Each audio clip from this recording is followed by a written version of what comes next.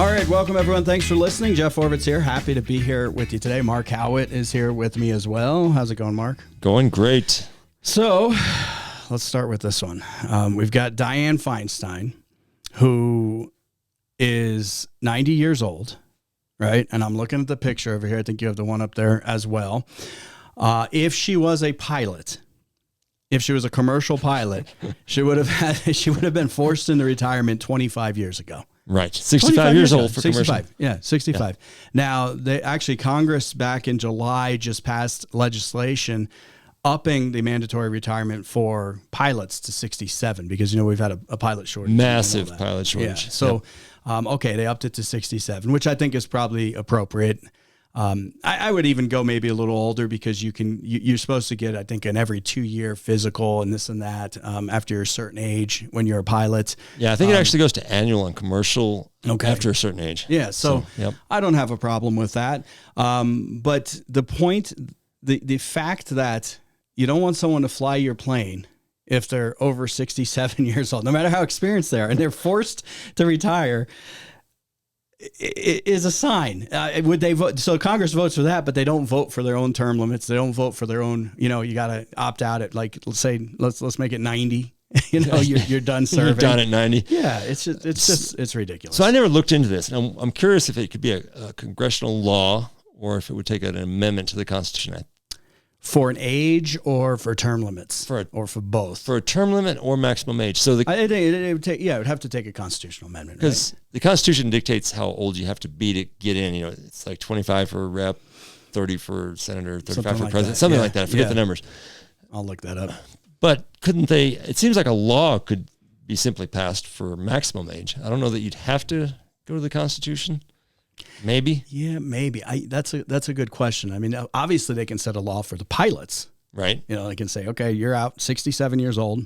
And they set retirement ages for, government workers. Yeah. If you work for one of the, you're one of the many bureaucrats, you have a retirement age. You got retirement ages for Social Security. But not Medicare, Medicaid, whatever it is, Medicare. But not, so I think, why couldn't they set term limits? Yeah, that's something. And age limits. Something to look into. But most of the things as far as how the government operates is set within the framework of the Constitution and as far as the age and this. And I think they put all that in there. So the age for representative is 25 years old. I think. Did you get that one right? Yeah, that's the youngest. Okay. Yep. And then for Senate. I said 30. And that age, why do you have to 30 years old to be a senator? So 25 should have done this before the show. And then what about president? I think president was 40 or 35. I'm 35? Pretty sure. Okay. Yeah. You're pretty good on this. JFK, I believe, 35. was 42 and Obama was similarly young. Okay. So 35 years old to be president.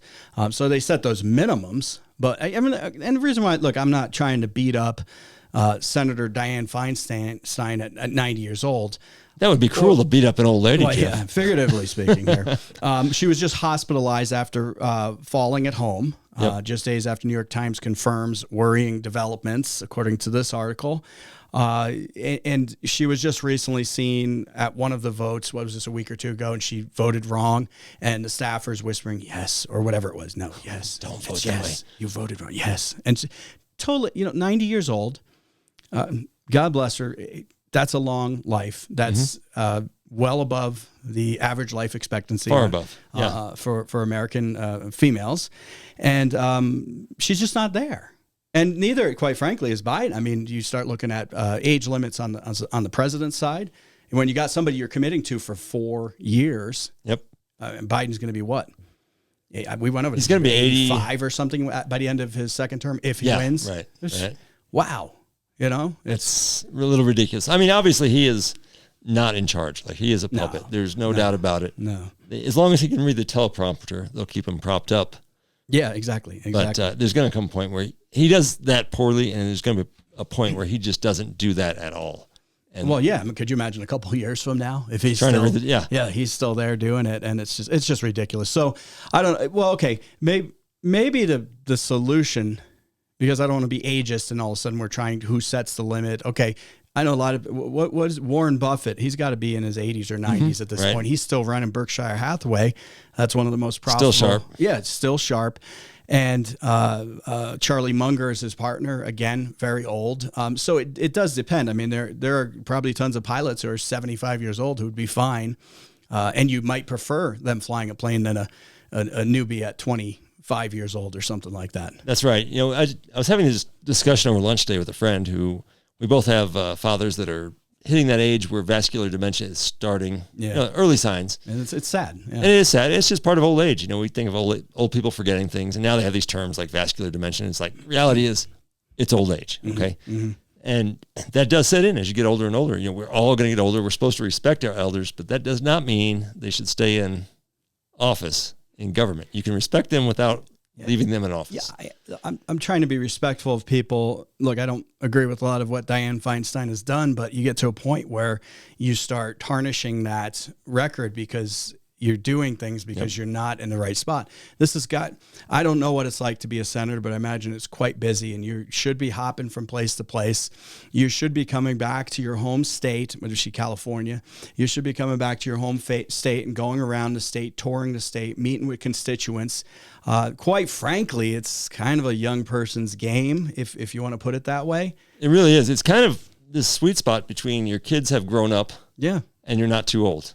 It's hard to bounce around with kids in the house. You know, you've got a family life, and as a senator, rep, and especially as a president, you just don't have time for family. Sadly, I do know some people, and they either want to serve, and they're just so excited to go serve, or sometimes I think they're just maybe a little overly ambitious, and they've got kids at home, and maybe 2 kids, 4 kids, and they go off to D.C. And I've seen it, and I've had people tell me. There was a time back a ways, it's long past for me, where I considered just considered a run for the congressional seat. Right? No, and I was looking like CD1 when it was CD1, and I was like, hey, maybe. And I thought about it, and I was like, oh no, my kids are young. Mm-hmm. No thanks. There's a lot of people in this country. If anyone thinks if they don't do it, the country just won't survive. I think they're suffering from a severe ego problem because I don't get me wrong. I want people to step up, and there is something to say if you have kids, young kids, and you're doing it. But I've seen this, and I've had people tell me, and I talked to people in D.C., members of Congress at the time, and they said, this is a family wrecker most of the time. Yeah.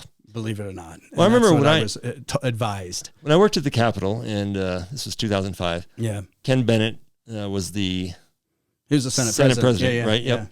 And so he made a rule for himself. He's like, we're done every day at, I forget the time, 4 o'clock. Because he's like, I'm driving home to Prescott, and I want to be with my family for dinner every night. No excuses. We're done at 4. Yeah. And the only time they really broke that was when they're doing sine die. They're budget. doing the final budget. Yeah. They're there at 2 a.m. But that's the one-day exception. And I thought that was a very respectable decision on his part. Mm-hmm. Got himself home, got everybody else home that needed to go home to families. To do the important things in life. Yep. And the government shouldn't take that long. That long. Yeah. Well, it's kind of like there's been a push to get away from like the 9-to-5 job. Like you have, and a lot of people have been working at home and things like that. And it's like people have discovered that they're able to get the same amount of workload done. If you tell them you got to get this done between 10 and 4, they get it done between 10 and 4. If it's 9 to 5, that's how long it takes. That's right. So if you compress it, you can actually get it done. Yeah, you don't want them there for too long, and you want people who have their priorities straight. But a lot of these people are so politically motivated. And, we saw this happen with late Senator John McCain. Yeah. He got sick. He had brain cancer, I believe, if memory serves me right. And it was a long battle, and he was getting pretty old to begin with. And I felt like as an Arizonan, I did not have a senator for really a year because he was battling something in life, and I couldn't imagine. Well, more than a year, because before that he ran for president, so you lost him for another year. True, yeah.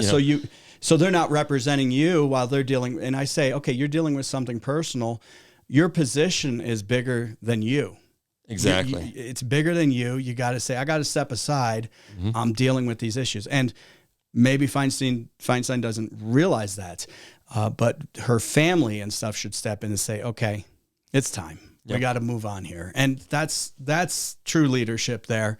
When you know your time is coming, it's time to go. Yeah. And to believe that, there's other people that can do it as well or better. Yeah. It's hard to accept that. You always think, I want the control. Yeah. Nobody's going to do it exactly the same as me. But it's true even in business. If you don't let go, you can't grow. Yes. You can't micromanage. Yes. I'm not running the board today. I let go. It's hard. It's hard. Jeff's one to touch the buttons over here. Buttons. I'm in control today of the board. Mark's in control, so sort of. blame him. Jeff will reach across and hit a button if he has to. Yeah, exactly. No, but it's hard. And the reality is we're all replaceable. I know it's hard to say. And I mean, not within your family and this, but I'm thinking in the general scheme of things on planet Earth with 8 billion people, I think that a lot of these politicians and other, should I call it a profession, whatever, they get to the point where they look in the mirror and it's like, the world won't run without me. Right. And the world will run just fine without you. Just fine. You know, thanks for your service. Well, the other problem is when you're in office that long, you make a lot of money, not just from the job. I mean, I think they get paid $175,000, $200,000 as a senator. Yeah, 170 something. Yeah. Forget the exact number; it goes up all the time. But that's not really where they make their money. You make your money, book tours, speaking engagements, insider trading. I was going to say, backdoor deals, insider trading. As much as that's illegal, you're on. It's like $174,000. Is it? You're on today on your numbers. Yeah, you're hitting that. Yeah. Yeah, it's just, you look at, I saw a recent report on how much each of these senators and, like the Mitch McConnells, the Dianne Feinsteins have made since they got in office, their net worth. Yeah, their net, yeah. And it's like, if you're so busy being a senator. How did you make that much money? Low six figures. Yeah. How are you a multi-millionaire? Maxine Waters in California. She's been reelected, and it's like, talk about somebody that should be term limited. Yep. And multi-million. And it's like, how do you turn $174,000 a year into, I've got a net worth of 10 million or more, 15, 20, $30 million. It can be done, but you're a professional investor. You're running a business or something like that. Not busy being a public servant. Yeah. And I've known too many of these people. They're not smart enough to turn it. I shouldn't say that. Well, no, but it's true. They don't have the experience to turn $174,000 a year into multiple tens business of millions experience. of dollars. No, you don't. I mean, you look at our president and whatever you think of him, he's been in office since the early 70s. Like 50 years he's been in office. Yeah. And so that tells me, and Bernie Sanders is another example. A lot of these guys, they've never really had a business that they ran, made successful, and then went into politics. Or even worse, Mark, they've never worked in the private sector. Yeah. I was when we had the whole speaker fight with McCarthy, and that was happening. I was researching him. He basically got out of college. He went as a staffer for somebody and then in DC, and then went back to California and ran the legislature, and then congressional seat opened up. He ran for that. So if you think about that, you're born, you probably go to the government school. Yep. You graduate the government school and go to the government university. Then you go to the government, and they're sitting up there saying, "Oh, I got a solution for all this stuff. Yeah. We're gonna fix this." It's true. When I ran for office, I tried to skip a few levels, and I should have probably gone through the whole process because I was an intern at the Capitol. Yeah. And you go from an intern to a staffer. Yeah. Or to a lobbyist, or both. And then, you work your way up, you make your contacts, then you run for office. Yeah, but you had a job before that, and I had business, a JOB. That's right. You had private sector experience, and a lot of these guys just do not. But no, that's the mojo. You do your political science degree. Yeah. You get your internship. You become a lobbyist. You become a staffer. Move up. You move up. Yeah. Either become a bureaucrat or a politician. Yeah, bureaucrat, or you go, okay, I'm going to run for county board, then state legislative seat comes up. Yep. Oh, congressional seat, Senate seat. Then I can be president, and that's because every senator wants to be president, right? Yeah. The amazing thing is you got a Barack Obama or a JFK that got fast tracked through. Oh, very young. Yeah. Very, very quickly. Didn't have all their years. Yeah. Somehow, how that happened, I don't know. Yeah. Both JFK and Obama. It's a little bit of a mystery. Right? Absolutely. All right. I got a solution, though. Let me tell you about that here in just a second. I do want to remind you about our good friends at Just Wireless. Zach was on here just last week. Just Wireless is closing their East Side store right across from the Flagstaff Mall at the end of this month. Oh, interesting. So he decided to put it all over on the west side. So they've got a lot of great deals going on, closeout deals going on right across from the mall. Just Wireless, stop by, take advantage of that right now.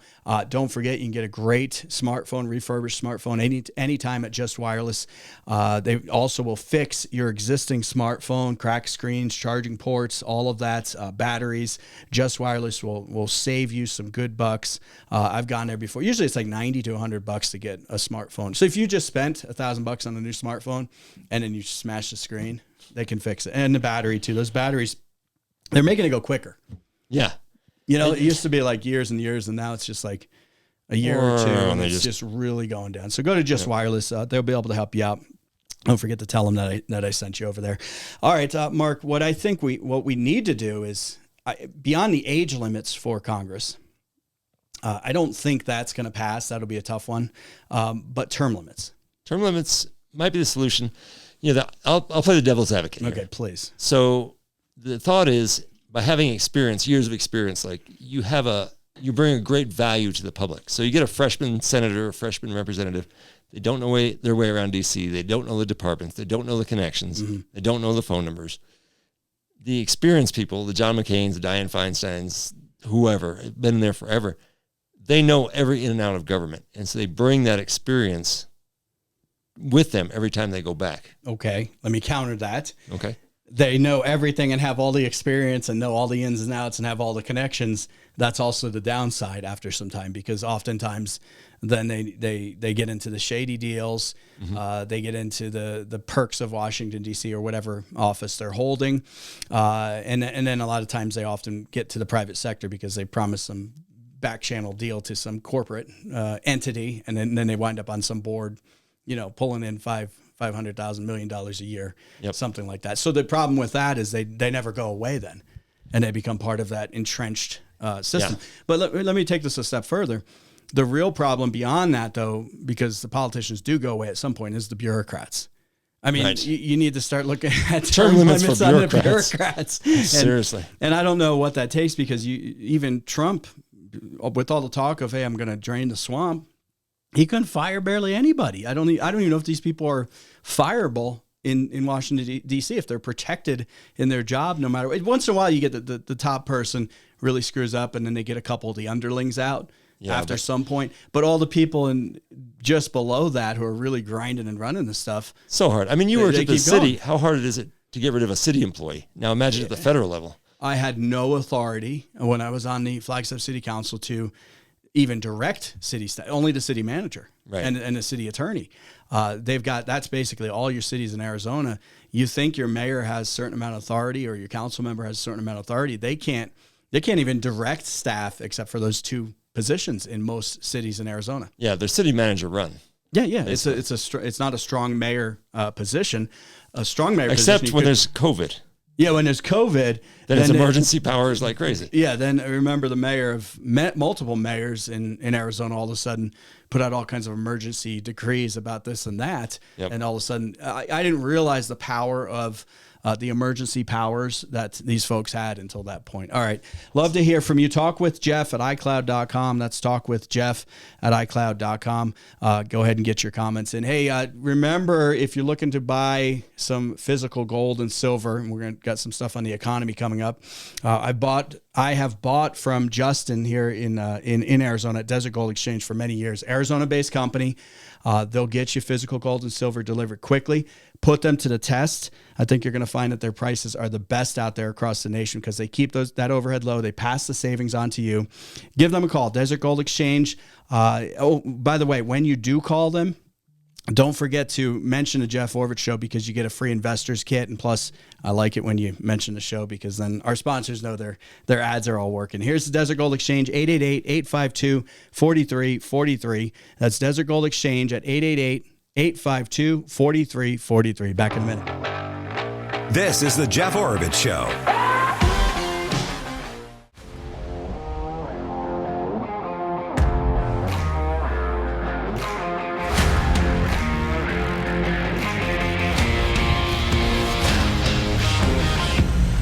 You're listening to the Jeff Orvich Show. There is a group out there, Mark, pushing the For Our Freedom Amendment to the U.S. Constitution. This is on the money side of things. They're pushing for, this isn't like a term limit thing or an age limit like we were just talking about. This is an amendment that empowers Americans to, so they claim, curb the power of big corporation unions, super PACs, and special interest groups, to change the money thing. But anytime I hear that, I was like, what are the details of this? Right. Because money's always playing. It has gotten disgusting, the amount of money in these gigs, because who are these politicians beholden to? Mark Haughwout, No. and because he's their constituent, and he gave $5, or corporation XYZ or lobbyist group XYZ that gave $1 million. I mean, which phone call gets answered first? Right. Well, here's a big difference between the federal government and the Arizona government. First of all, when Arizona became a state, we drafted a constitution. The Fed said, we don't like that. Make it more like the U.S. Constitution. Okay. So we did. And then as soon as we became a state, we modified it back to the way we wanted it for the most part. I didn't know that. Okay. But anyway, there's a lot of good rules in Arizona. One of them is if you're a lobbyist and you give a donation to any politician, senator, representative, you have to give the same thing to every single one of them on both sides of the aisle. Oh, I didn't know that. Yeah. So if you give, and we experienced this a lot at the Capitol, like, they give lunches and gifts and this and that. Yeah. They had to do it for every single one of the 90 representatives down there. Okay. At the federal level, not so. No. Lobbyists can come in and give Dianne Feinstein Here you go. a fat gift of whatever. And it's the perks too. Perks. They're yeah. supposed to account for all that stuff, but how many dinners and special? And we're going on a fact-finding mission to Hawaii. The news tried to peg this on Clarence Thomas, the Supreme Court justice, recently. Like, you've received dinners from so-and-so and so-and-so for free. Yeah. And the reality is there's no rule against that There's for the Supreme Court. On that. Yeah. Interesting. Okay, so that's one of the things being pushed. I'd like folks' thoughts on that. Is do we need a term limit? Do we need an age limit? Should there be a limit on the funding side? I know there's been court cases on that, and I know a lot of people said, "Oh, the money's the freedom. You should be able to express yourself with as much as you want." Can we get some kind of time limit on the length of elections? I've thought that for a long. Why does this stuff go on for so long? Right. There's a lot of things we could do. But I'm realistic enough to know that not going to happen. Yeah. It's not going to happen. All right. Love your thoughts. Talk with Jeff at iCloud.com. Let's talk with Jeff at iCloud.com. Back in a minute.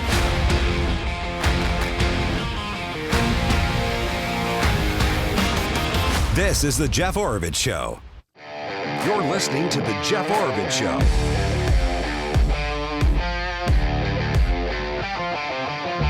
All right, welcome back. Talk with Jeff at iCloud.com. I don't think Mike Pence is a bad guy. He's not going to be president. He's not going to be the GOP nominee. But did you see, because you looked at the notes and you're like, Mike Pence pumping gas. What does that mean? He Show notes here. Okay, he did like a little campaign video, like a minute or two long, and he's at a gas station, right? And he's like, hey, a couple of years ago, doing this was, and he's putting putting the gas in the truck supposedly. 2 years ago, this was $2 or whatever. 3 years ago, right? And we need to get energy independence, blah blah blah.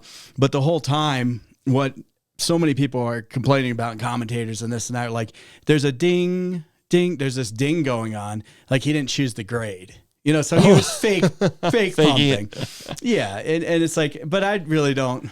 Okay. Maybe he did a couple takes. I'm not really upset that he didn't choose the grade, the premium, the type of gas. I'm sure he knows how to, the whole thing is he doesn't know how to pump gas. And I'm sure he does. Say that. I'm sure he knows how to pump gas. What disturbs me even more, and I should have pulled up the video, is that they let that video go with that ping going in the background. I mean, you need to, if you want to be president of the United States, you need to pay a little more attention to the finer details. Yeah. Ping. This is actually a funny thing in the movies. I studied film and at NAU, Northern Arizona University, and also in Israel at the Hebrew University. I studied film. And one of the Julia Roberts movies, she's sitting there at breakfast. I forget what the movie was, but she's got a pancake in her hand. And here's the thing, when you do multiple takes and you eat a bite off the pancake, well, and that take didn't take. Now when you're doing the next take, there's a bite missing, so they hand you a new pancake. Or if it did take and they're going back and forth and you're slowly eating and it's going down. Yeah. So you're watching this pancake go down and then all of a sudden it's full again. Yeah. And then it's going down. And then all of a sudden it's a waffle. They ran out of They ran out of pancakes. Yeah. And the way they had to edit it together, they needed all those parts. And so if you actually look at the food in it makes no sense. So it's very much like that Mike Pence thing. Well, I hate in movies where they're running from something and one scene it's 5 feet behind them and then it's 20 feet. You know, they don't get. It's like, how can you not pay attention to detail? So anyway, I don't think it's a huge deal. What I would like to see, though, back to our illustrious politicians, is I think the test is the gas can. I've said this before. Yes. Okay, can you pump gas? I think most probably can, although I'd question Biden and the people who are there 50 years, et cetera, et cetera. But most people probably have driven a car. Most people have not poured their own gas from the stupid government-regulated gas can. That's the debate. Here's my debate. Okay, we're having a debate, presidential debate. I see Fox just announced a second one coming up in September or something for GOP. There's another one. Was there a first one? I think this month. I don't know. There's going to be two before we even get to. Can we wait to 2024? Yeah. Can we just wait? Well, the primaries really start after the new year. Is it February or January for New Hampshire? Right? January, February, right? You get Iowa, New Hampshire. You start rolling through. And when's Arizona? We're pretty late. Yeah, we're pretty late. March or something. I think a lot of those big ones. I'd have to look it up. Anyway, I would have a debate like, okay, line them all up. Here's the can. You know, they pull out a tractor and they all like, okay, I want to see you pour this in to the tractor. Yes, a test. Okay. Oh my goodness. All right, who got it done? Who do you think out of this field? Democrat or Republican? You think? Okay, let's say Gavin Newsom gets in this. Do you think he's ever poured a can of gas? You know, filled something up? So we're talking about these really annoying new gas cans that have no breather valve on them, and they got a special. So my buddy ran out of gas, and he calls me up and he's like, "Hey, can you come over and fill me up with some gas?" And we'll get to prepping later on the show, but he's one of those guys that always runs his tank down to empty, with the idea of he wants fresh gas in his tank. He doesn't want stale gas, right? I don't like that. And so he runs it down. He runs out of gas like a mile from my house. He's like, "Hey, Mark, can you come fill me up?" And I grab I call it the Obama can, although I think it actually started before. Or did this is Baby Bush. Baby Bush, okay. I don't know. So my Baby Bush can. I blame him for the light bulb and the gas can. They're all to blame. So I grab I call it my Obama can anyway, but I grab my Obama can and I take it down and I try to fill up his truck with this 5-gallon can of gas. Oh. Spilling all over my legs, all over the ground, all over the truck. Yeah. And this thing is supposed to save the environment by preventing gas fumes from escaping. I'm like, they're not only escaping, they're all over my legs. Yeah, you got the torch. Yeah. I mean, Mark's there smoking a cigarette. I'm just kidding. Mark. Hey, it was outdoors. Yeah, and with his mask. If you buy a new 5-gallon, and I know I've talked about this so much, it is the symbol of American decline and the stupidity of government that we have to just point out all the time. And the gas can is right up there. If you try to pour, and I think I did a video on this, if you try to pour a 5-gallon can of gas, what is it, six pounds a gallon? Yeah, it's about something like that. Roughly 30 pounds, 33 pounds. Okay, hold 30 pounds while getting it into the hole for the tank. Yep. And then releasing it. There's a release thing and a push. There's like a whole movement that you got to do to get it to release. And then you get it to work. It doesn't seal anymore. It leaks. Yes. It leaks. Like crazy. And there's no air vent. And it goes really slow. Boom, boom, boom, boom, boom. And so you're holding that thing there for like 10 minutes, 30 pounds. Yeah. And your arm's dying and you're just like, this is ridiculous. So if you're like me, I tried to get alternative nozzles on the top. I did this. You did all that? Yep. Here's what I came up with. I take the cap off, I throw it aside, and I have a big funnel. And and then you know what else I did? I hope you're listening, EPA, because this is ridiculous. And you politicians. I took a nail and a hammer and it went boop right on the top. Vent hole. Yep. Yeah, I mean you don't want to leave that out, if it's going to rain or something, because and boop boop boop. It works. It pours right into the big thing. A little bit splashes, but less than the stupid government nozzle. So what I actually did, I went down to one of the supply stores here locally in Flagstaff, and you can buy all the parts for a conversion kit. They sell you a little breather valve. You can drill a hole, put the breather valve in. Did it? And I converted my gas cans because it doesn't work. They don't work on the new ones. You can't do that on the new ones. They changed the thread. Oh, they did. This is true. They changed the thread. So you used to be able to buy, you can still buy them for your old cans that had the vent and you want to get a new nozzle for the old can. It works. but they will not allow the private sector to sell the correctly threaded one to do it. So people get clamps. They do like rubber hoses. I've seen all kinds. I wonder how many people are getting injured because of this. They say it's for the environment. They also had that 60 Minutes video back in the day where people were doing the campfires and it traced back up and caught them on fire. That's what happens when you're around a fire and you drink a keg and you pour gas on it. So it's like, how often did that happen? But anyway, it's the symbol of what's wrong. So back to the debate, we got all these politicians up there. We say, okay. And then we bring them an old gas can and say, hey, try this. Try this. Wow, that really works. Is that a new design? No. That's the old design. So to his credit, my favorite governor, Ron DeSantis. Okay, you like DeSantis? He actually posted a picture of the gas can, old and new. And he's like basically pointing out everything you just said. I've never had him on the show. I wonder if he, you need to get him on here and get him on his gas can. Whoever promises me to fix the gas can, I know you're probably lying, but even if you give me the promise, just put it on your platform. If that's on his platform, that's serious to me because that is. Did he pour gas? Does he understand? I don't know if he poured. He just had the picture. He had the picture of the new one and the old one, and he's like, "Look what they've done to you, basically." Yeah, look, and now the light bulb, the incandescent light bulb and the light pollution. Did we talk about that yesterday? The massive light pollution that's probably coming from LED these LED lights Yep. in our dark. You want dark skies? It's like you're going to save the earth, but you're not going to be able to see. Yeah, because of the blinding light. I've got a new Jeep, and they come with the upgraded version has the LED headlights. Yeah. And people online were saying how great they are. And they're like, we know they're really bright because everybody flashes their brights at us when we go by because they think we have our brights on. It's just our normal headlights. I'm driving around with a welding shield, at night now. Or maybe my eyes are just getting bad. Maybe I'm maybe I'm getting too close to that minimum retirement age for talk show hosts. I don't know. Well, did you ever see that movie, The Time Machine? The original one. It's a great movie in 1960s or something. The guy goes forward in time and there's people. I'm aware of the post-apocalyptic, right? So some of the people. Warlocks and the warlocks. You're becoming like a warlock in this studio that has no windows. It's dark down here. Jeff's eyes are going. He can't take the LED. But when they make that certain sound, he goes up to eat or something. I forget. We're getting, ring the bell. We're getting close to that point. So anyway, have a debate. We can pour gas. Then let's get out the old hammer and nail. Let's see you do you know how to can you run a screw gun? I don't know. What other skills would we like to see in our leaders? Like some basic, not like diaper changing. Can you guys do any of that? Let's say, okay, time to go up the ladder. I don't know, just a thought. Yeah. Term limits, I'll tell you what. Okay, so there's an Arizona poll that came out, article here from Center Square, that the Arizona GOP has significant, quote, Trump-only contingent. I don't know if you had time to see this poll. Yeah, okay. It's saying 50% of Republicans consider themselves supporters of the GOP.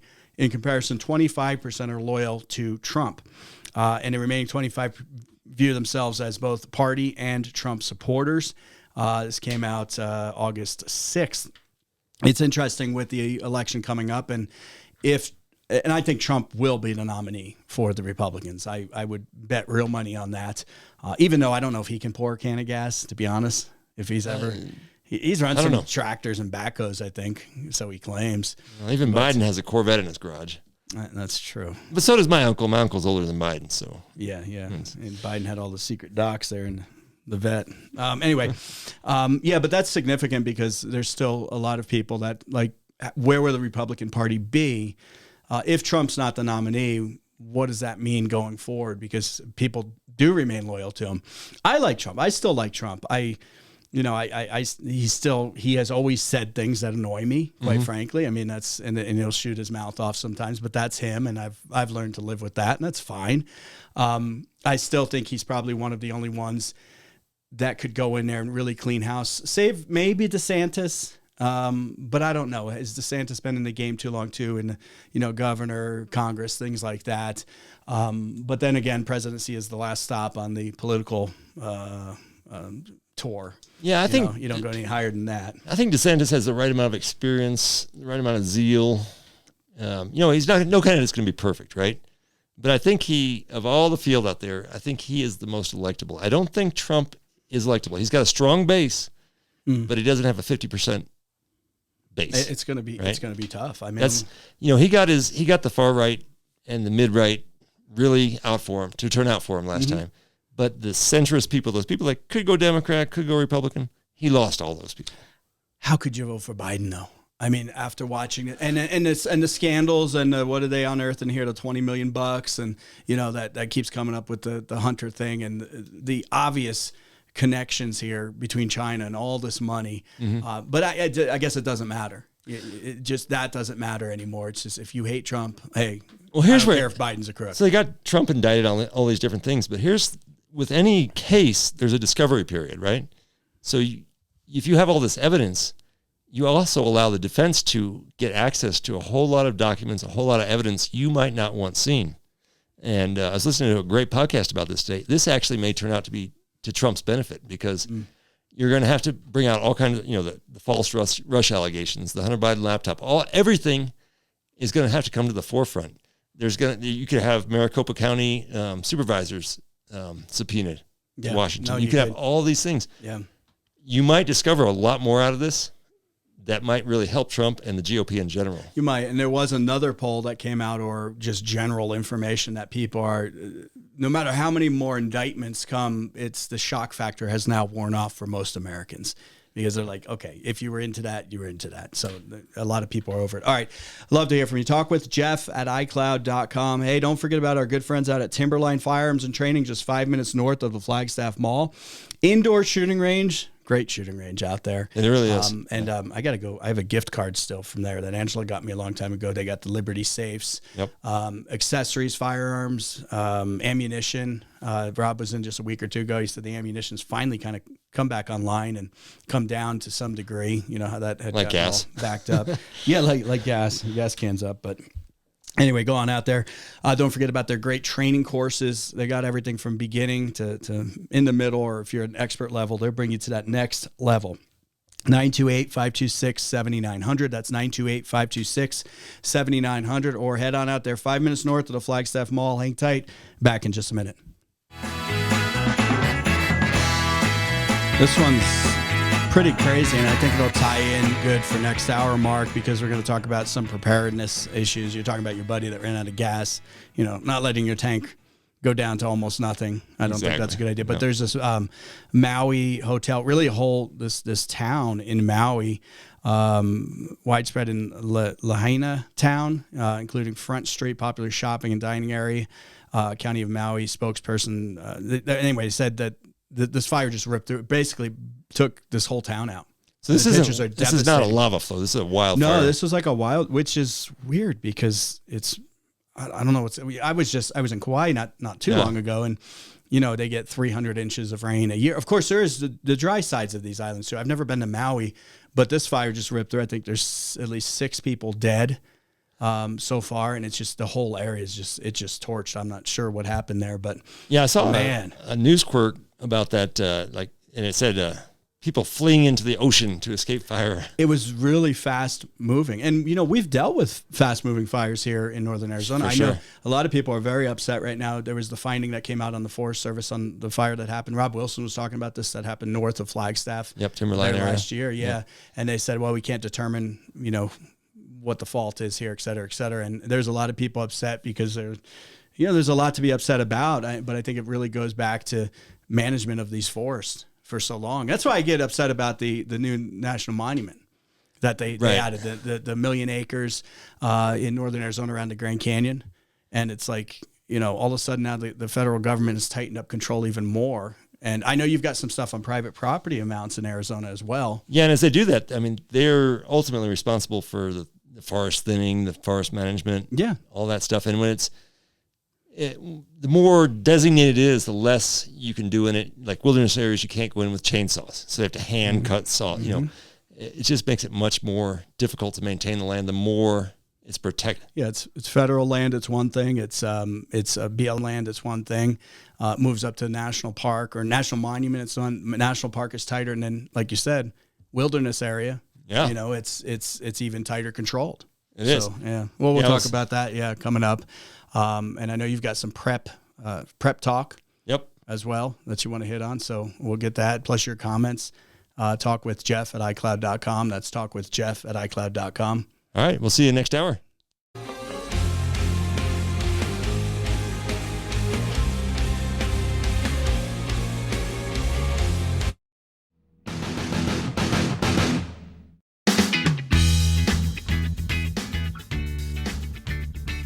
All right, welcome back. Hour 2 of the show. Jeff Orvit's here. Mark Haughwout's here as well, running the board.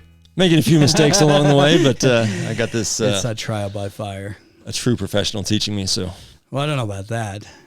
Apparently, the true professional is Isabel, your daughter, right? She's pretty good at that. Somewhat retired. So Mark and I went to like dinner last night with some guys, right? And it was funny because one of your buddies was, and he's a great guy. Was it Mike? Mike. Yeah. Mike, if you're listening, we met, and this happens sometimes. It's kind of funny. And I said, "Hey, my name's Jeff," and he's just, and we were just kind of talking, and he kind of looked at me, and he's like, I think he recognized after a while that he listens to the show, and he didn't realize at first, which is cool, right? And and then he's kind of like, we just started talking and stuff, and they say, "Hey, you got a face for radio."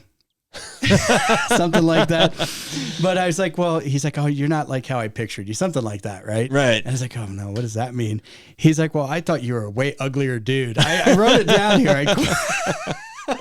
So that was a good compliment. The compliment of the week for me. Yeah, he's like, "Hey, I thought you were a way uglier dude, and maybe nerdy with glasses."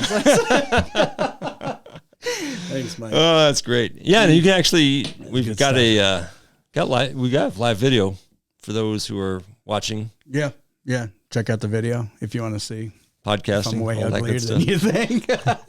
Send in your email. Let us know at talkwithjeff@icloud.com. Absolutely. Love to hear from you. Okay. We won't go down that road anymore. A lot to cover this hour, and we'll check for your email comments as well. We want to get to some of the preparedness stuff because we're talking about that Hawaii fire. Maui fire, that was huge. You mentioned a buddy of yours runs out of gas, and it's like, there's solar flares. I got an article on that, how there are a bunch of radio stations like supposedly went out. Yep. Because of active solar flares that are hitting out there right now. So you never know what's going to happen. You never know what's going to happen with the economy either. Credit card debt has, for the first time ever, hit $1 trillion. $1 trillion. $1 trillion bucks. $1 billion. Remember what was that? How much is that? So we're 330 million people. Approximately. So are we talking $30,000 of debt per person? Am I doing this math right? Yeah, you'd have to plug that in on the big calculator. Yeah, but it's not even equally distributed like that, of course. No, but for every man, woman, and child, we're talking roughly. You turn my calculator 30 sideways. You can check me. 300. Is it 330 million? I thought it was 350, but whatever. Something close to that. Divided by 1 trillion. That's a big number. I always get confused because like there's 100,000, there's million. There's there's trillion. There's 1,000. The wrong way. There's 1,000 billion in a trillion. Yeah. Right. And so that's 1,000 right there, and then there's 30. About $3,000 a person. No, I don't think that's right.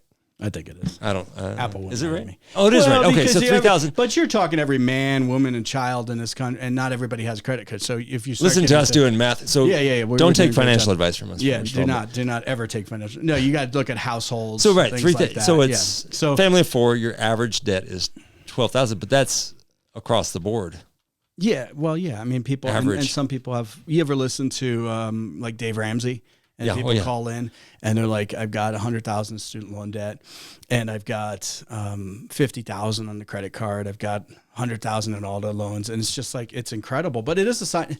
This is what's to be expected because the federal government, they just trolled over $32 trillion in debt. That's what's on the books. Off the books stuff is maybe another $100 trillion. It's an unfixable problem at this point. I shouldn't say it's unfixable. Just on the national debt side. Yep. It will be fixed one way or the other. And I was thinking about this past weekend, because what else do you think of when you're outside working and stuff? I don't always stay down here in the bunker. I actually get outside in the sun a lot. You think, how do you fix this mess? Well, you default on it, the 32 trillion. Probably not going to do that. And I don't know if that's advisable. You inflate it out, which is printing money. Yep. And keep adding zeros and keep adding and adding. I think that's the most likely way that this country is going to go. Some people are talking about a debt jubilee. And you being a biblical scholar, Mark, I'm sure you've heard the term jubilee quite a bit. Sure. What'd you come up with? Well, I was going to run some math about how much each American owes. If you're illegal, do you owe it too? I mean, can we Well, have they that pay, here's the 30 thing. million or so too? Illegals pay taxes. They pay sales tax. That's true. Okay, They pass through divide property that, tax. add another 20 million people to that number. But okay, debt jubilee. Some people talk about that. Oh, everything's going to be forgiven. And Biden's tried to go down that route somewhat with the student loan debt, which I think topped over. That was well over $1 trillion, if memory serves me right. 1.2 trillion, something like that. So do you do a debt jubilee? Yeah. I think they're going to inflate it out. I think that's the only. To me, that's the only route. Do you grow your way out of it? Well, here's the thing. Okay, I don't think you can grow yourself that much to pay that back. I just ran the numbers. I mean, somewhere around $90,000+ per person in America, per American citizen, resident, whatever, For the national debt. for the national debt. So Yeah, that sounds right. every Yeah. man, woman, and child owes close to $100,000. Yeah, and then we're talking about, you were just born. So here's the thing. You owe that. You're starting off that far in I debt. thought, so my question is, can I just give you my $100,000 Yeah, and say I'm out. and say I'm out? Yeah, And just I'm from opting now out. on, you can only tax me for non-debt payments. And you don't have to give it. They're gonna come take it. They're gonna say, "Well, you got more, so you got to pay." You got to pay. I go through this a lot in my head. What is the rational course? What is the most likely course, I should say, and I think we're seeing it. We're seeing. They say the inflation is down. Okay, it's probably down from the peak of 9 point whatever percent, which really meant 18 or 20%. But still, it's outrageous out there. We were at dinner last night. It's like, can you get anything on the menu for much under $20? No. For a burger and fries? No. I mean, it's eating away. It's a stealth. All this stuff that we've been doing as a nation for decades was all promised on tax cuts, and we don't have to pay for this. Don't worry. Yep. But they lied to you, because yes, you have to pay for it, because you're going to pay for it through inflation. That's the tax. You're gonna pay for That's it. the tax. So one of the things I looked at was the student loan thing, which obviously Biden wants to forgive student loan on the surface to get students to vote for him, young people to vote for him, yeah. people who are in debt to vote for him. Millions of voters, yeah. Not even really young. You could be 30, 35, 40 years old with student debt still, and you're buying a vote, right? That's right. But actually forgiving student debt is one of the ways the government wants to stimulate the economy. We have to get rid of some debt. You're talking about a jubilee of debt. So an easy one to target is student debt. Wipe it out, and it stimulates the economy. You've taken away debt. Because Mark has student loan debt. He's paying $300 a month, let's say. Now you've got $300 a month in disposable income, right? To pay the other debt. I can go buy some other debt, and a credit card loan. Yeah, but hopefully that $300 goes back into the economy. I buy an extra Snickers bar or some gadget for my car or a new iPhone, whatever. Yeah. Of course, that's not enough for an iPhone, but I'd save money. Go to Just Wireless and get a refurbished. One. That's right. So, and that stimulates the economy. So instead of me paying an interest payment on a loan, I'm stimulating the economy by buying something that was manufactured maybe in the United States, or at least sold in the United States. And so that's one of the reasons they're looking Unlikely, but I'll go with it. I'll run with you here, Mark. Okay. So they need to get rid of debt somehow. And the student debt is the most politically valuable tool for them to get rid of. But you've heard me talk about the student loan debt represents the federal government's largest asset on their books. It's 42% of the federal assets is student loans. Oh, believe it or not. It's all backed up by the federal government. So the problem you open up at that point is they've got a ton of treasuries that are coming due. There's a treasury tsunami coming, and the old ones are not as good because the interest rates have gone up so much, et cetera, et cetera.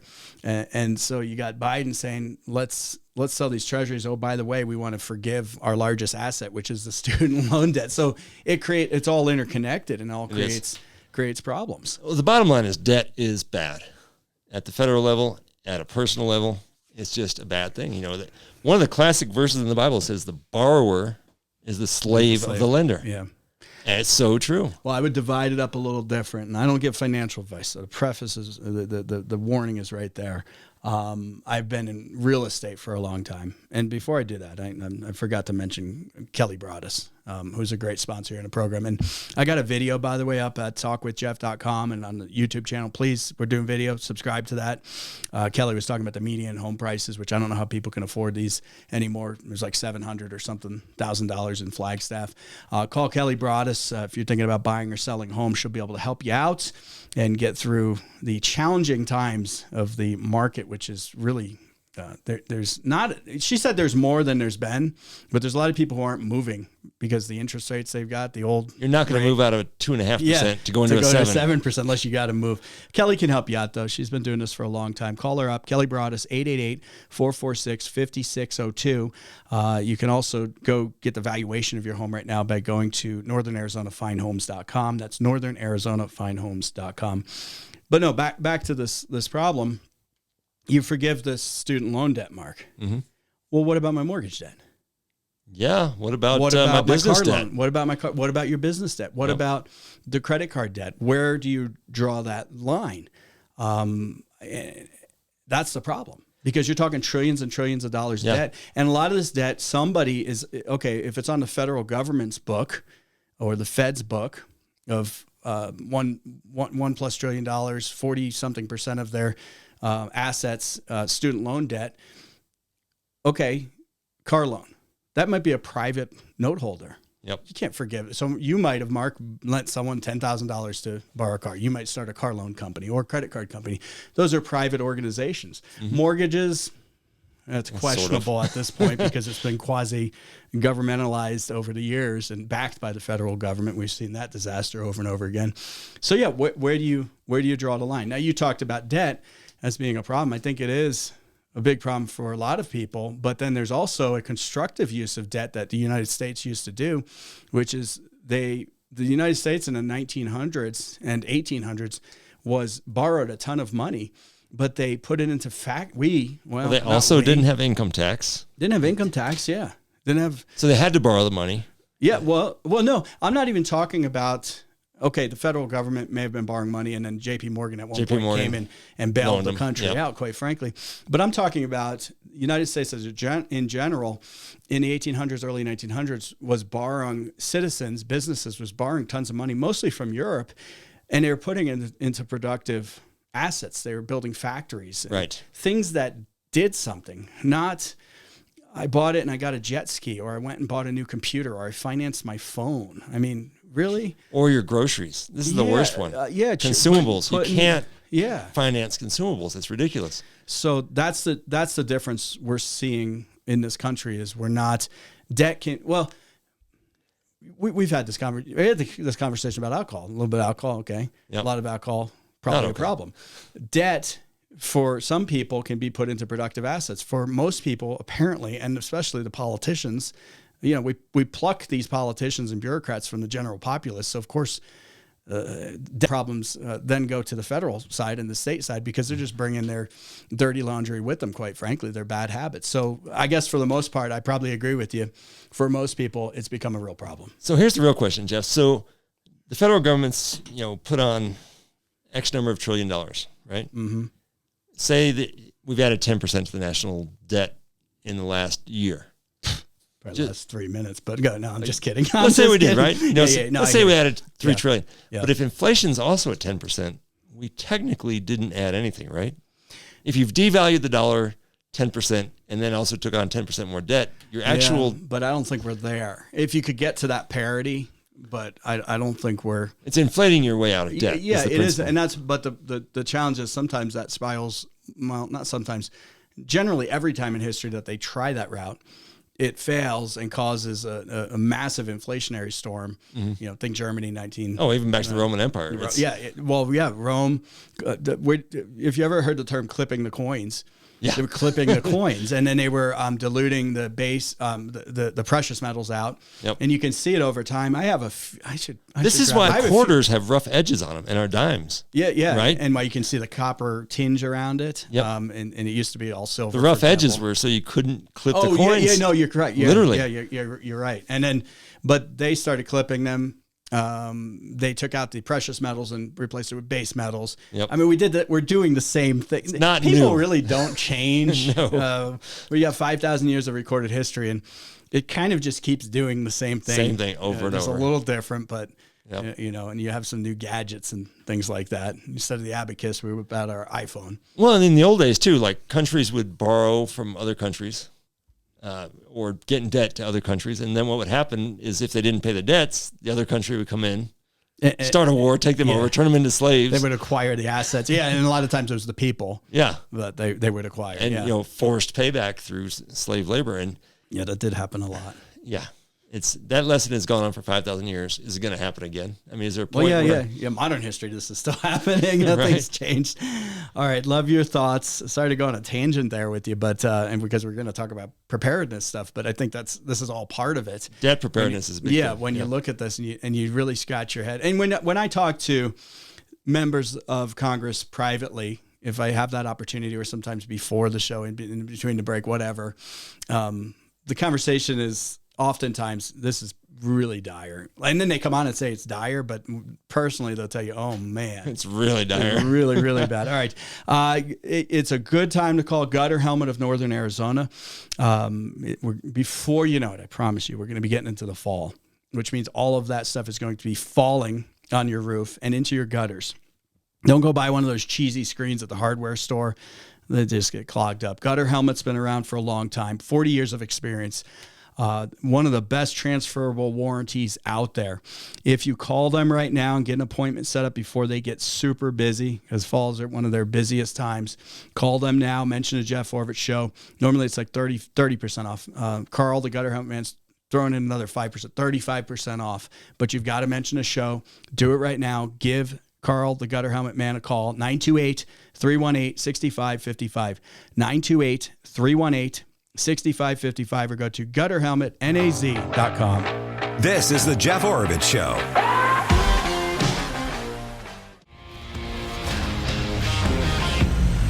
You're listening to the Jeff Orvich Show. Sometimes I'll type into Google, wherever, Arizona news, and I'll just kind of peruse headlines, Mark.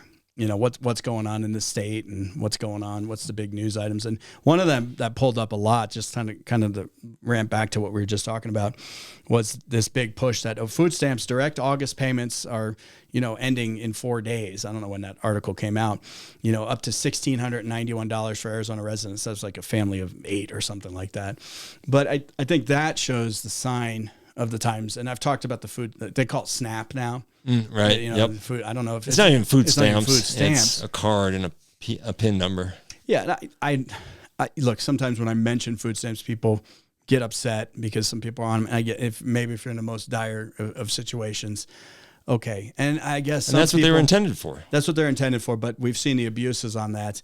And then the push to make sure we get as many people on this as possible. I've seen this in our public schools, although I don't go there anymore. But at the time it was get on the programs, because then they get the Title 9 status, or not Title 9. No.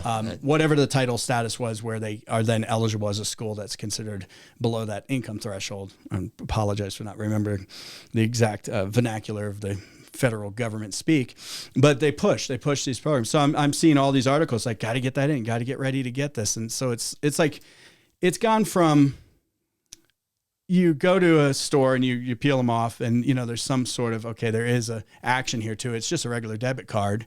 But then some people argue, well, why are we spending billions in Ukraine?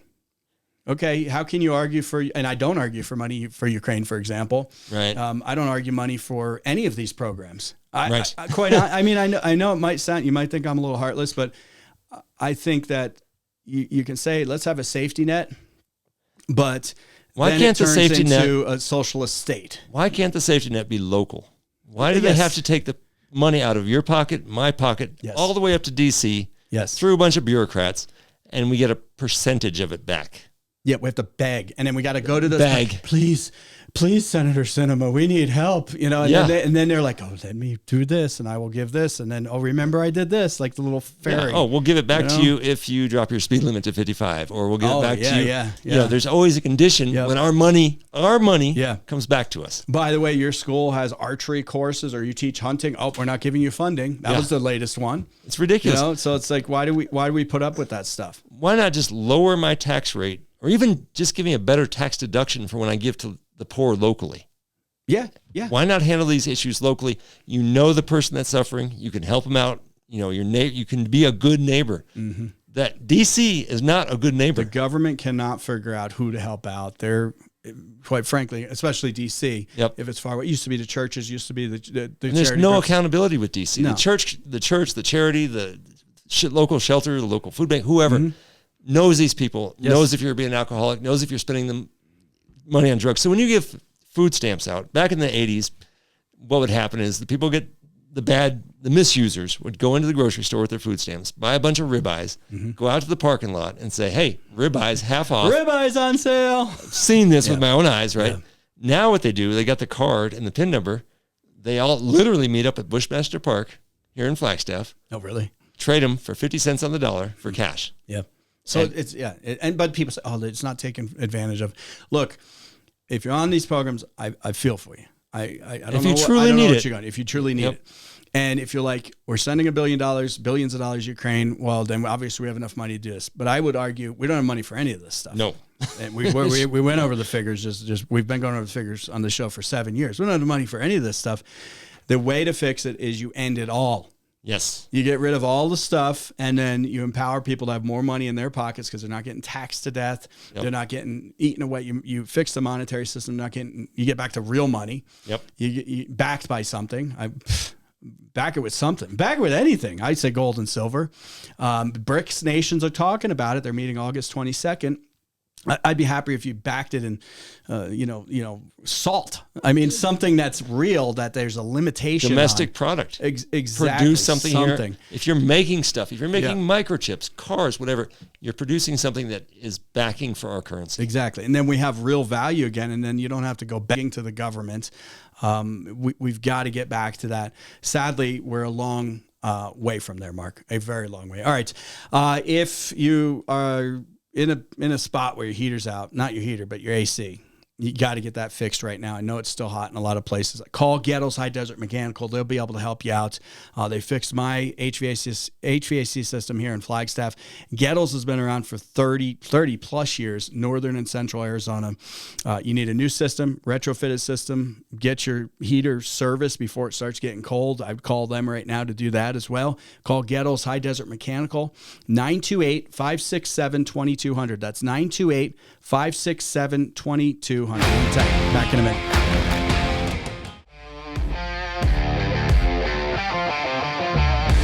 All right, welcome back. Normally I pile up the emails, and then we've been doing them like on Friday with Olivia. But you're filling. Mark's filling in for me tomorrow, by the way, as a show note, and then Friday we'll have our weekly roundup. So I think I'll get to an email or two here now. What do you got going on tomorrow? Tomorrow we got a big show with former City Council member Adam Shimoni. Oh, that's gonna be and fun. Trail Fairy Joe Hazel. Trail Fairy? Yeah, stay tuned tomorrow to find out what a Trail Fairy is. Okay, so I'm sure you'll have a good time with Mark tomorrow. I haven't talked to Adam in a while. I always like Adam. He's a good guy. It's fun to talk to. We're on different spectrums. Yeah, it's politically like another side of the world here sometimes. But the thing I did like about him when he was on the city, he was like vice mayor of Flagstaff. Yep. He always came in, and there was most of them wouldn't. Come in, and he's he on the show, and he knew I'd hit him on the big issues and this and that. He was a big Bernie Sanders guy, so I'll be listening. I got some stuff. Should be a great show. It's going to be exciting. Yeah. So okay, we got an email here. talkwithjeff@icloud.com. I have some comments too from the giveaway. Don't forget we have that up at talkwithjeff.com. Right there in the top, you'll see a giveaway link. Please get into this month's giveaway. We've got Gettles High Desert Mechanical at $50 cash debit card. Use it anywhere, right? Yeah, use it anywhere. And then I got Sportsman's Bar and Grill in there as well. I'll try to add some more next week. But anyway, George emailed me. We were talking earlier last hour in the program about the age of our politicians, if you weren't listening, and I'm not being ageist here, and I'm not trying to pick on someone who's having health problems, fell down, et cetera, et cetera. 90-year-old Senator Dianne Feinstein, we're saying, hey, it's time to have some like retirement age here. We have it for pilots, 67. It's going to be 67. I think it's still 65. It's moving. Come on, term limits, things like that. Anyway, George writes, maybe tie it to the median age in the U.S. Currently, the age is 38 years and has been for a while. Double it and sell it and sell it to them as a plus. Okay, so you're saying that it would be 76. That's probably better than where we're at now with some of these. I know plenty of 70-year-olds that are operating at the highest levels still, and it's interesting because what 70 was just a couple decades ago, where you think like retirement home, you got my dad, for example, he's like hiking mountains. He's doing huge peaks and just crazy stuff that I don't even know if you could do it, Mark. No, that's a good way we were talking about that today with a friend. It's like, Dad. You stay sharp and you stay in good health by staying active as you get older. Yes. It's not just physical, it's mental health by staying active. Yeah. Anyway, George goes on to say, hey, you've been working so hard for us. You should be able to take it easy now, relax and go fishing. Thanks for everything you've done for all of us. Now go home. That's right. Sent from, come on, man, you know the thing. Thank you, George. Talk with Jeff at iCloud.com. Appreciate that. No, but you'd think... I want to do a lot of things in whatever time I have left on planet Earth. You never know, right? And you want to like do different experiences. I couldn't imagine like a Joe Biden and you get into office and your entire adult life, that's it. I mean, don't you want to you get to that level, you're never going to be able to do anything else really anyway. But don't you think it's like, okay, I'm done. I'm good. I'm going to go be a baker. I'm going to go do something. Climb a mountain. I'm going to go on vacation. I'm going to start a business. It's something new to stimulate you, not DC crap. Yeah, I've got a couple friends that have retired somewhat normally, and they decided to go get a job hooking bags for the airlines because I know someone that does that. Yeah, because then they can travel, fly everywhere for free. Them and their family, their spouse, younger kids. Yeah, and I'm like, that's a great idea. You've retired. You can stay in shape by this. You can travel by this. You can get your family traveling by this. You can get some benefits. Do something. Stop, staying in office until you're 90 years old. Until you're basically and you don't even understand the votes anymore. No, you got someone whispering in your ear. Yes, vote yes, vote yes. That's a sign. If you need to drive. Is there an age on driver's license? So in Arizona, it expires when I believe it's 65, right? I'd have to actually pull it's 65 because mine expires when I'm 65 years old. Okay. And then you have to go in for a re-up and get you another X number of years, 5 years or whatever it is. Okay. I'm just trying to, we're talking about people with like top secret security clearance. They're supposed to be running a $6 trillion federal budget. Yeah. They're doing a bad job at that, I might add. And it's like, okay, yeah, you got to have some kind of wits about you. You do. For as dumb as some of these politicians are, you still got you would hope. This is why I ran for office years ago. Is after working at the Phoenix Capitol, I'm like, wow, that person got elected? And that one? You're like, really? Wow, I could do this. I hear I could do this. I was talking to someone the other day, and I've promoted this idea in the past, and this person brought it up too. Maybe they listen to the show. Maybe these are all spontaneously happening in multiple places. But the selecting people like by a draft. If we saw the white pages or yellow pages, whatever, where you looked up the phone numbers. And you just boom. Like, you remember that movie, The Jerk, with Steve Martin? Oh, yeah. You remember the guy who's like, random, blah, blah, blah, blah, and he picks them, and he's just out there trying to pop Steve Martin, right? I'm not saying that. That's right. I forgot about that. You go through the phone book and you say, blah, blah, blah, blah, Mark Haughwout. Oh, you're president. That would not be a good randomly idea. Could it be any worse? Maybe not. I don't think so. Not. All right. A solar flare, I mentioned this last hour, knocked out some radio, stations for a while. So they say. I wasn't there, so I question everything now. So it charges, let me get my science right, and somebody can correct me. No, they're going to correct you. It flares up, takes a while to reach the Earth, and then I think it charges the ionosphere. I have no idea. And it creates the northern lights and I don't know all that bit. But I that do want to messes see with the northern lights. I need to get up I've seen them from You can see them here. They've been recently. Very far southern Utah. We were up at it's Big been Water. here in Arizona. People have seen it. They're not very colorful, but you can occasionally see them. I'm going to Northern Canada, Alaska. I am going to see that. Jerry Neighbors went to Finland a couple winters ago. That's right. Yeah. Yeah, and he saw that. Okay, this one, Metro out of UK, X-class solar flare. Disrupted radio and navigation signals across North America. X-class solar flares are the largest, most disruptive of flares, and this one classified as an X 1.5. I have no idea what that means. I'm guessing that's a magnitude of something. It sounds serious. I mean, it's not as serious as a 2.0, I guess. Likely disrupted high frequency. You see, here's the thing: did it likely disrupted high frequency radio communications on the sunlit side of Earth? According to the Met Office, the flare burst out of the largest and most active sunspot group currently visible on the sun's disk. And I had actually read that this was coming. They actually can predict this stuff because it takes time. I think it takes time to get here, and they see the flare. They see it, and then they see it. Okay, I don't know a lot about this stuff, but the reason why I'm mentioning it is we live in a society that is. You've heard about the blackout movies and the. They did this article in Phoenix and the Arizona Central or something recently, and they're saying if the power went out in Phoenix, X amount of people would die. I'm like, yeah, probably.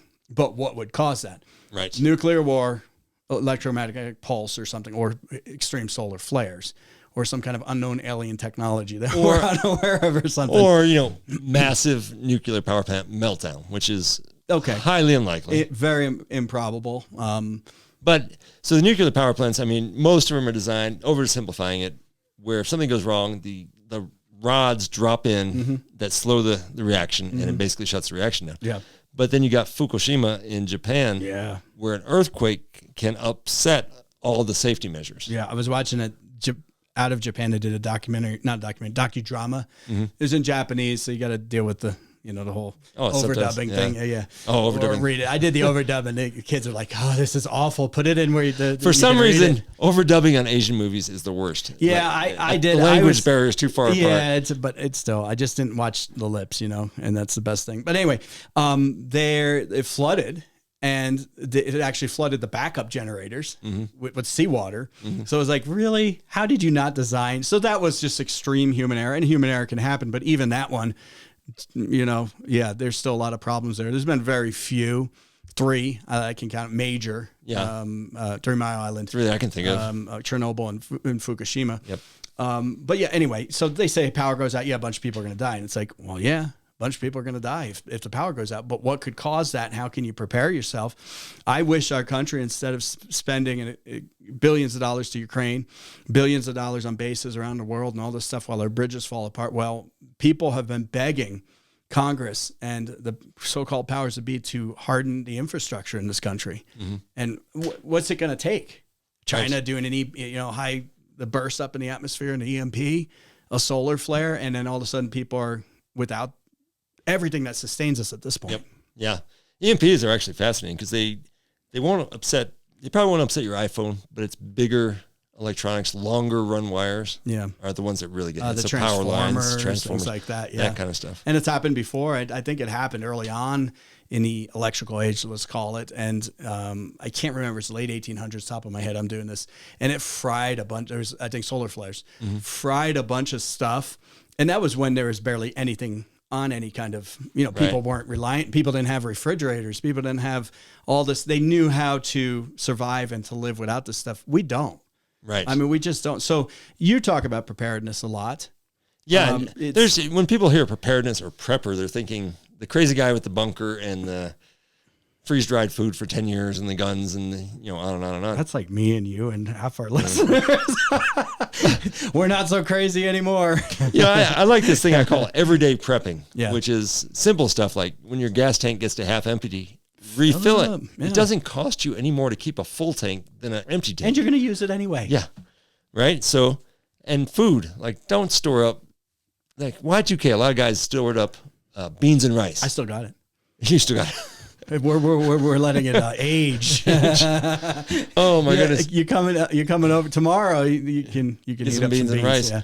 But if you're gonna buy extra food, buy stuff you like to eat. If you like pasta, buy a little extra pasta. Yeah. A lot of families, a lot of pantries have food for 1 week at the most. They got the one bag of spaghetti and one jar of spaghetti sauce. And It's like, come on, if it's stuff you use all the time, put an extra bag of rice, a bag of whatever you like. Yeah. You know. I would say in these inflationary times when food prices have just spiked, and they're not going back down, they've come up to this level, and they'll be at that level or go even higher. If you eat it and it's non-perishable, I've been telling you, buy an extra one, buy some more. What have you got to live through here with COVID and inflation to realize, it's time to stock up. I'm not a big fan on the stuff, like you said, a bunch, like having a little bit of freeze-dried stuff and this and that.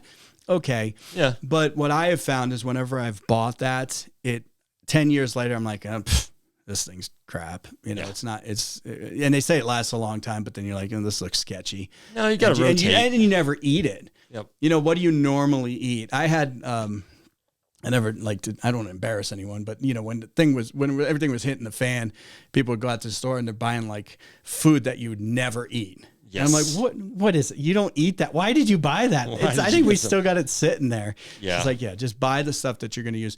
But then money, even cash. I know I say I don't hoard a lot of US dollars because who the heck knows. But if you can't get to the ATM, have a little cash on hand. Can you pay your bills for a month? Or fill your tank. Or go buy some groceries. Yeah. I've been to the store before where the computer system's down. They're like, sorry, we can't check anybody out. I know. Isn't that annoying? I'm like, well, I've got cash. Yeah. Yeah. No, stores will close. If because APS, for example, they'll send you a notice on your phone. Oh, we think the power's going to be back up by 4 p.m. or whatever. And you're like, that's 4 hours from now, 5 hours. I'm just going to close.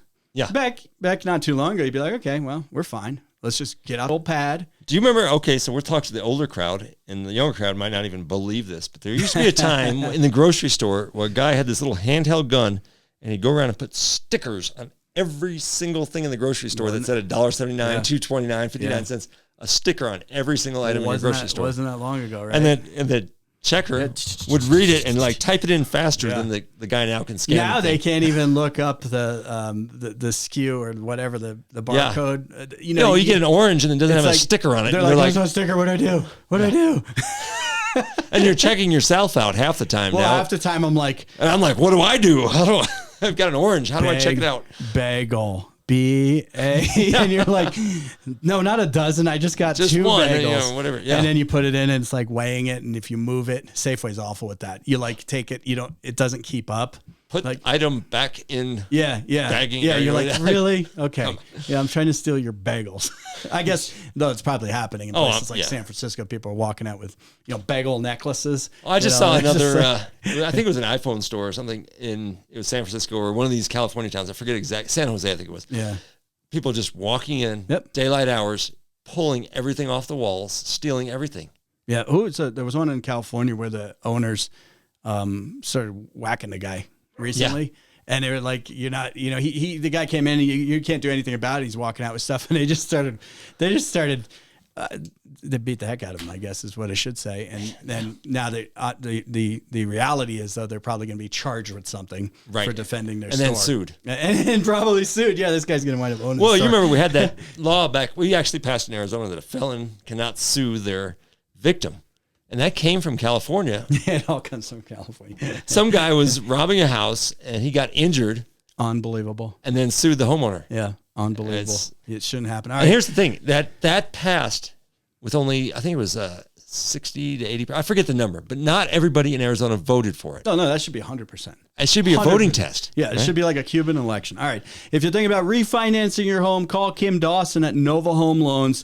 Hey, I know interest rates have gone up, but you got to buy a home. You got to buy a home if you didn't take advantage of that too. And if they do go down later, call Kim again. Yeah, go ahead. It's like, okay, I got to refinance again. Kim will be able to help you out. She's got programs out there. Here's a great thing about Nova Home Loans. You got privately owned mortgage lender, but they can act like a broker. They can act like a bank. So they find the best program for you. And Kim Dawson, I know because I've worked with her, she'll find the best program for you. Mention the Jeff Orvich Show. Get $250 off the lender's fee at closing. Call Kim Dawson at 928-310-6458. That's 928-310-6458 or go to NovaHomeLoans.com/Kim Dawson. Kim Dawson, NMLS 6974411, Nova Home Loans, NMLS 3087, BK number 090242, Equal Housing Opportunity, subject to credit approval. Terms and conditions may apply. Final thoughts when we come back. I'd leave it in your hands for tomorrow, Mark. Tomorrow we got a big day. Adam Shimoni, Joe Hazel in the studio. We'll be talking about all kinds of things: bicycle, two-wheeled, traffic. Yeah, good. I'll be listening. Some big trail days coming this weekend. Yeah, I got some business to take care of, but I'll be back for a weekly roundup on Friday. So have fun running the board and herding cats. Not hurting them, herding. Not hurting. Everybody have a great, safe night. Take care. Tune in tomorrow with Mark Haughwout. Take care. See you soon.